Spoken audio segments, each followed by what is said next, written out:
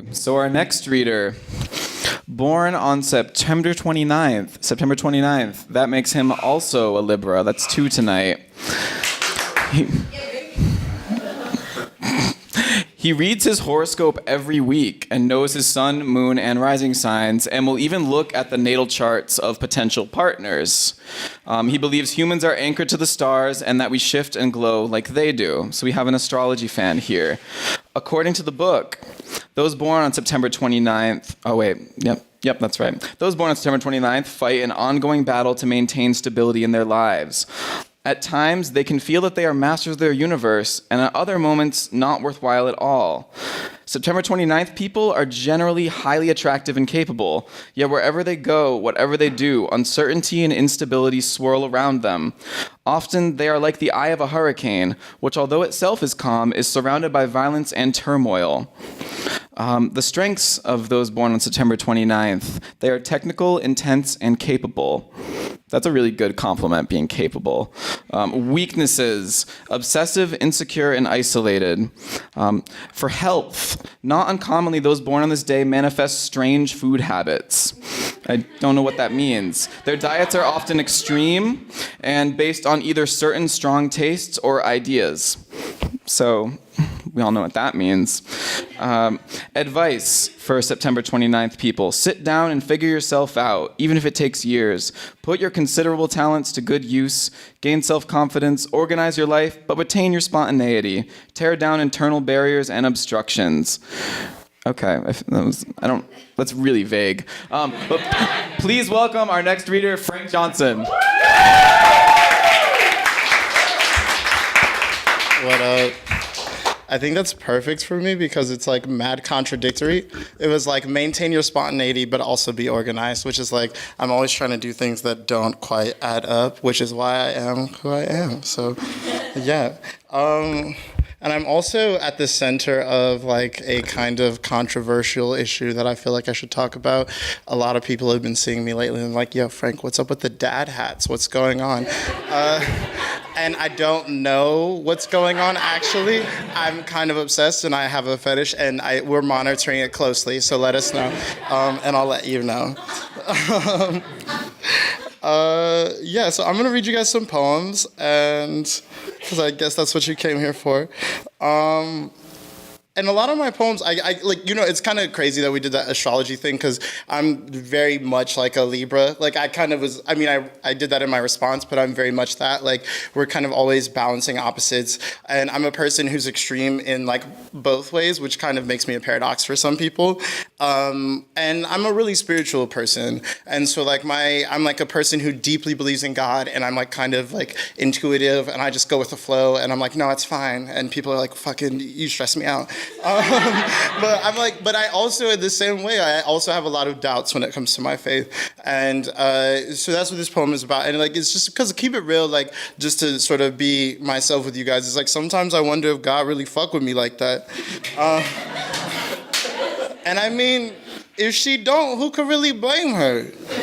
My prayers are hardly coherent, hardly consistent, too many drunk texts, too many requests for someone who don't call too much. I run out of words for God, and I can't hear my demons, and I hear my demons, but I can't speak to them. My language is never as big as my sins, my grace, my demands, which have taken to lingering in the back of my throat. And who can say whether God has favorites, remembers only some of our birthdays? Maybe she's exhausted. Maybe she's a simulation. I never know what's real. I never know what to believe. I used to believe all I could have was the winter streets I kept returning to. Fades, funerals, in the familiar cold of county. And now I've made a home in uncertainty. The rooms are open. Light slides through the space and air murks up the mirrors.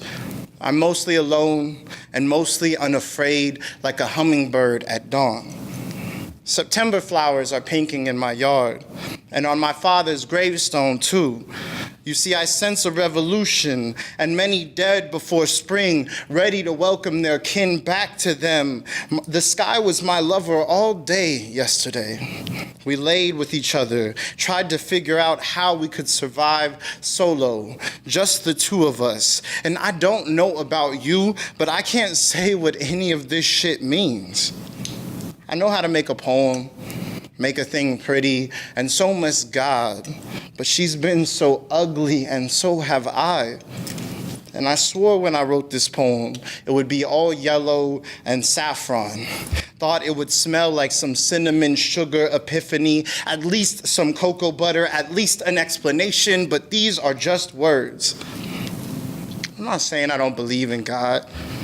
I'm just saying she ain't easy to read. She don't respond. She don't keep her red receipts on. And my cousin still can't come home. And my homie still can't come out. And yesterday I ate lamb and licked the blood from the plate and laughed for an hour, and everything was perfect. And it feels like a trick. Thank you. So I figured I would start, I kind of have, we're all poets. You guys seen us. We're going to, take you there, right? We're sorry. So you can sort of clap. You can moan and groan and snap and do what you feel. But I feel like I would take you there, and then maybe we can find our way out. Because I've been, especially with the events that I've seen this week, I've been thinking about my own poetry and how the main reason why I write my poetry is to find a way into some of the spaces that have been the darkest for me, and to find a way of writing a light into those spaces. And so I grew up on the East Side forever. Anybody who's from Vegas? Who's from Vegas here? Yo, shout out my Vegas people. And who grew up on the East Side? Anybody from the East Side? Okay, now, and when I say East Side, I'm gonna look at y'all now, and there's no judgment, but how many of you guys grew up east of Nellis Boulevard? Okay, you know what I'm saying? I'm like, hold on. If you're from the East Side and you lived on the mountain, I don't know if you lived on the East Side. But yeah, no. So and I grew up in a place that is so tense, and there's so much turmoil, and I feel so loved by that place. And it's created a lot of paradox for me, because what does it mean to be at once threatened by a place and to feel so comforted and watched by it? And so, the streets is always watching. The streets still watching. Still looking out, still checking for you, still stooping right there, and nobody knows how. Nobody whispers to their hands at night anymore. Shit, it's just the times, just not the time. She's probably tired, probably been swelling up at the corners with ghosts and reasons to keep hustling. She's probably hungry. Shit, everybody hungry these days, even the landlord, even the tamales lady, even the city. Every stranger just wants me to sing to them, tell them they special, and they just like me. Just hungry like me and my dogs. And yeah, I feed my dogs, but they ribs just like mine. Spent their whole life biting and wishing they could, and bending themselves to the heart, caving toward what keeps themselves bleeding. God damn. How you ain't know the streets is just like poetry? Just like history, always in the shadows at sunset. Matter of fact, streets be lurking in summer trees. Streets be full of opal and ochre spirits, praying you make it home full. Streets really just want you to dance a step. Let them lead you for a turn, lift you in a moment busy with magic like you. Streets know you passing by, see you coming for a season, and the streets love you anyway. Like anything that has thoughtlessly kissed your palms and your shoes and never claimed you, just watched for your return. Thank you.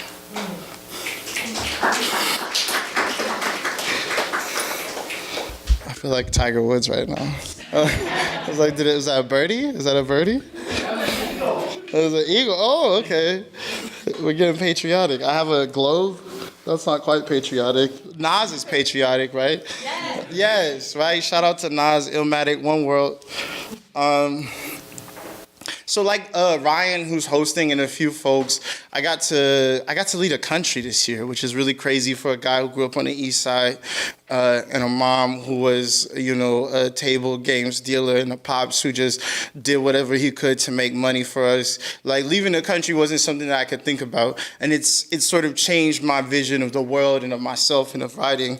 And so these next two poems are kind of, they're poems I wrote while I was gone, and they're thinking about those things. Yo, little man, where you heading? Don't you know you too small to be carrying all that brick heavy weight under that brick-colored skin, looking like you come from bricks, but like somebody was always short on mortar, like everyone around here? You ain't the only one who got a block for a mama, got building in your spirit like you built the pyramids and this country and some kind of life and have never been allowed to rest. You're just like the rest of us. Come from bricks, from mud and clay and the last straw. As far back as time remembers, we come from I can't take and no more, from shoulders chipped up from holding bricks, from too many brick shots and still shooting, from children spackling their parents' backs to salvage their own foundation. Come on, Lord. We all got a history, staking the walls we inherit and those we construct, and with just four, we can make a home and a cell too. Brick compilations made to stand for generations grow thick with ivy or barbed wire, and the songs of people begging for a quick escape or return. Imagine safety, legacy, and honor don't exist in an enclosure, or that sunlight should be the only thing on your back, or that your future will be made from glitter. Then what will you do with all those bricks? Thank you.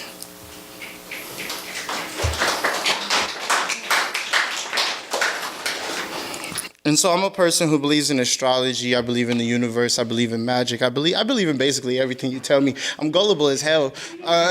Try to sell me something after this. And I think that serves us as poets and as artists and as people, is to give people the benefit of the doubt, right? And when you give yourself the benefit of the doubt without excusing yourself, something really beautiful can happen. Is that you can I don't know, it's a really weird metaphor, but you can take the pit out of the avocado. The avocado is really great, but without the pit, right? And I feel like that. I'm like digging into myself, and I just want the fruit. I don't want the rest of it. And so when I'm on the road, and when I'm in a new city, I walk up and down and up and down and up the same street I am sleeping near until the steps become familiar, like family, my familiar. And I stopped seeing how there it all is. Everywhere, something is eating. Everywhere. Or else working on it. The dogs rise early. A child trades coffee for bread, feeds birds between bites. The sunflowers twist to their meal. And I decide I'll never stop loving this place, we creatures, our vibrant hunger. And then, unfailingly, I forget to remind myself, because magic is attention. Attention. The longer you hold something in your sight, the more likely you are to witness transformation. This is usually lost on me in less than a week. It's unsettling how I learn to ignore a new miracle every few days, look away before the flowers have to leave. I tried to write to try to remedy this, the too soon expiration of falling in love, parting with a stranger or someone else's comfort food, sugary and thick with firstness and finality, like every day's waning light. Thank you, guys.